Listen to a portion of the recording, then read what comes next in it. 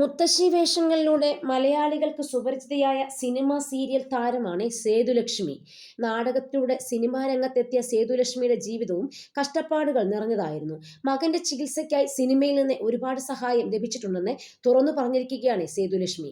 മലയാളത്തിലെ വലിയ നടന്മാർ സ്വന്തം അമ്മയെപ്പോലെയാണ് തന്നെ കാണുന്നതെന്നും അവർ പറഞ്ഞു. മലയാളത്തിലെ ഒട്ടുമിക്ക നടന്മാരോടൊപ്പവും ഞാൻ അഭിനയിച്ചിട്ടുണ്ട്. പേടിച്ചാണ് അവരോടൊപ്പം അഭിനയിച്ചത്. രാജാതിരാജ എന്ന ചിത്രത്തിൽ മമ്മൂട്ടിയോടൊപ്പം അഭിനയിച്ചപ്പോൾ ലക്ഷ്മി റായ് ആയിരുന്നു നായിക. ചിത്രത്തിൽ ഞാനൊരു വേലക്കാരുടെ കഥാപാത്രമാണ് ചെയ്തത്. മമ്മൂട്ടിയോടൊപ്പം ഒരു സീനിൽ അഭിനയിക്കുമ്പോൾ എന്റെ സംഭാഷണം കേട്ട് അദ്ദേഹം ചിരിച്ചുപോയി. അങ്ങനെ ആ സീൻ വീണ്ടും എടുക്കേണ്ടി വന്നു. അതുപോലെ എനിക്ക് ഡയലോഗ് പറയാനുള്ള രീതി മമ്മൂട്ടി പറഞ്ഞു വന്നിട്ടുണ്ട്. എന്നെ ഒരുപാട് അദ്ദേഹം സഹായിച്ചിട്ടുമുണ്ട്.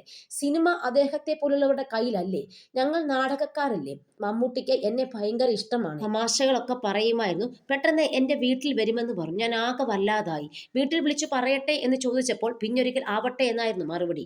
മോഹൻലാലിനോട് ആദ്യമൊക്കെ നല്ലതായിരുന്നു. പിന്നെ അദ്ദേഹം ഇങ്ങനെ മുകളിലേക്ക് പോവുകയല്ലേ.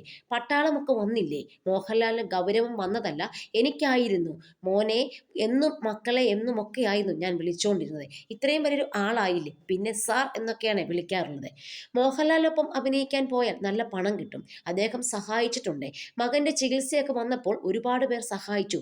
അജു വർഗീസ് 2 ലക്ഷം രൂപയാണ് എനിക്ക് തന്നത്. പിന്നെ 1 ലക്ഷവും 50,000 ഒക്കെയായി ഒരുപാട് പേർ സഹായിച്ചു. എല്ലാവരോടുമുള്ള നന്ദി അറിയിക്കുകയാണ്.